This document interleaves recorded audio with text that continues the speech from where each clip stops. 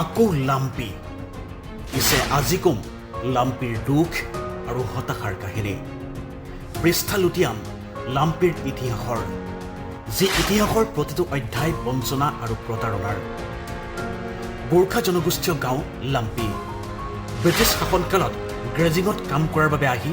ইয়াতে থিতাপি লৈছিল কঠোৰ পৰিশ্ৰমী গোৰ্খাসকলে ব্ৰিটিছৰ যুগত এইটো অঞ্চল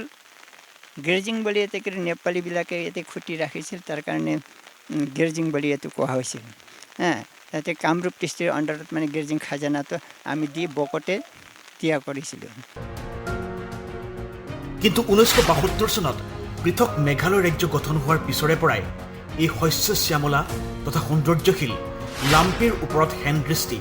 মেঘালয়ৰ এচাম আগ্ৰাসী লোকৰ সুযোগ পালেই সীমা ঠেলি লাম্পিৰ অসমৰ মাটি দখল কৰি আহিছে মেঘালয়ৰ এচাম আগ্ৰাসী লোকে ঘৰ ভীতি এৰি পলাবলগীয়া হৈছে লাম্পিৰ অসমীয়া পৰিয়ালবোৰ শুনক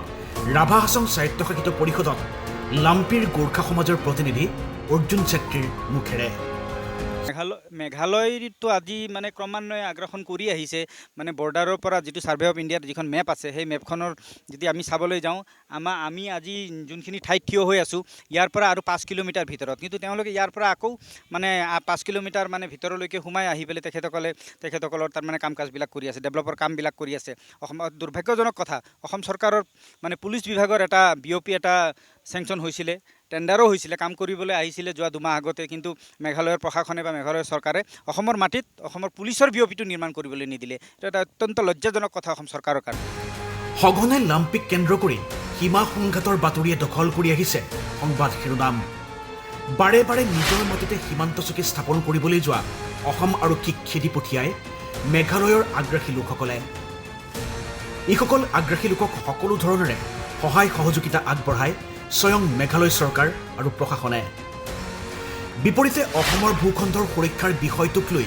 সম্পূৰ্ণ নিৰ্বিকাৰ উদাসীন অসম চৰকাৰ কেনে আছে ৰূপহী লাম্পিৰ নিৰাপত্তা সুৰক্ষাৰ দায়িত্বত থকা অসমৰ সীমান্ত প্ৰহৰীসকল খবৰ বিচাৰি আমি গৈছিলোঁ আপাৰ লাম্পিত থকা অসম আৰক্ষীৰ সীমান্ত চকীলৈ বহু স্পৰ্শকাতৰ অসম মেঘালয় সীমান্তৰ লাম্পিত থকা ইয়া আপাৰ লাম্পি সীমান্ত আৰক্ষী চকী অসম আৰক্ষীৰ ৪ৰ্থ বেটেলিয়নৰ জোৱানসকল ইয়াৰ দায়িত্বত আছে কিন্তু অতিকে স্পৰ্শকাতৰ এই অঞ্চলটোত এই সীমান্তৰ সুৰক্ষাৰ দায়িত্বত থকা জোৱানসকলেই বা কিমান সুৰক্ষিত শুনক এজন স্থানীয় ব্যক্তিয়ে কি ক'লে নিৰাপত্তা আপোনালোকে ইয়াত আহি নিজে দেখা পাইছে যে নিৰাপত্তা বুলি যিখিনি আমাৰ ৪ৰ্থ অসম আৰক্ষী বাহিনী আছে একো নিৰাপত্তা অসম চৰকাৰৰ পৰা হওক যিমান দিব লগা আছিল অকল মই দেখা মতে এটা গৰু ছাগলী বাঁহ পাতি থকা নিচিনা যোনটো ঠাইত আমাৰ অসমৰ সীমাত থাকিব লগা আছিল এই সীমাত আমাৰ কেম্পটো হোৱা নাই এখেতৰ কথাৰ সত্যতাৰ প্ৰমাণ পাবলৈ আমাক বেছি পৰ নালাগিল আপুনি বিশ্বাস কৰিবলৈ টান পালেও এইটোৱেই হৈছে আপাৰ লাম্পিত থকা অসম আৰক্ষীৰ সীমান্ত চকী অসমৰ মানচিত্ৰৰ অখণ্ডতা সুৰক্ষাৰ স্বাৰ্থত দিনে নিশাই কৰ্তব্যত ব্ৰতী এইসকল নিৰাপত্তাৰক্ষীৰ নিজৰ নিৰাপত্তা কিন্তু শূন্য মামৰে ধৰা টিনপাতৰ চালি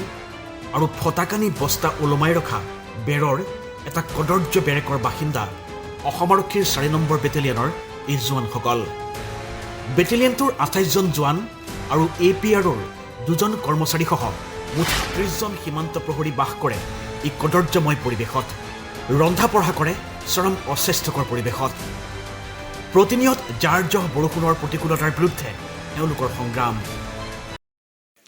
এটা হলুক ধুলুক কাঠৰ খুঁটা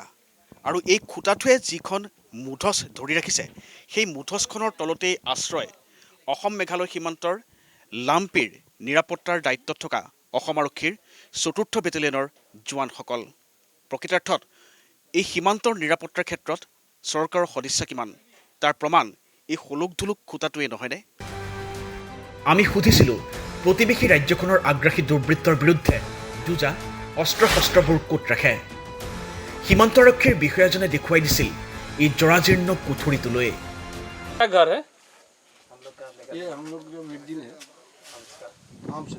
अच्छा आर्म्स का है ना क्या घर है ये हम लोग जो मिड दिन है अच्छा अच्छा आर्म्स का है ना কৌশলগত দিশৰ পৰাও মুঠেও নিৰাপদ নহয় অসম আৰক্ষীৰ এই সীমান্ত চকী কাৰণ এই স্থানৰ চৌপাশ ওখ পাহাৰেৰে আৱৰা যিকোনো মুহূৰ্ততে গুলী বাৰুদেৰে আক্ৰমণ কৰিবলৈ শত্ৰুৰ বাবে তেনেই সুবিধাজনক এই স্থান 35-40 বছৰ হলে এইখান কেম্পটো স্থাপন কৰা এতিয়ালৈকে এইটো জৰাজীৰ্ণ অৱস্থা কিন্তু তেওঁলোকে বৰ্তমানলৈকে ইয়াৰ পৰা ধৰি লওক এইটো বৰ্ডাৰৰ পৰা মোটামুটি 5 কিলোমিটাৰ ভিতৰত এতিয়া মেঘালয় কেম্পটো নিৰ্মাণ কৰা হৈছে কিন্তু আমি যিখিনি আমি দেখা পাওঁ আৰু যিখিনি আমাৰ অনুভৱ কিন্তু কোনো নিৰাপত্তা নাই এটা কৰিম বুলি ক'লে এইটোতো যিকোনো টাইমতে এটা হ'ব পাৰে পুনৰ কওঁ সুজলা সুফলা লাম্পিৰ ওপৰত অনবৰতে হেনদৃষ্টি মেঘালয়ৰ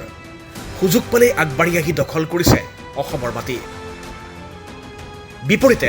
অসম চৰকাৰৰ ফালৰ পৰা লাম্পিৰ নিৰাপত্তাৰ বাস্তৱ ছবি এইখন বন্দী হৈছে মাই নিউজ নৰ্থ ইষ্টৰ কেমেৰাত এতিয়া ভাবি চাওক জুলাইমহীয়া জাৰৰ পৰশ বিচাৰি আমি সঘনে ঢাপলি মেলিবলৈ লোৱা এই লাম্পি আৰু কিমান দিন অসমৰ হৈ থাকিবগৈ কেমেৰা পাৰ্চন আছিক আহমেদৰ সৈতে লাম্পিৰ পৰা সঞ্জীৱ প্ৰকাশ মাই নিউজ নৰ্থ ইষ্ট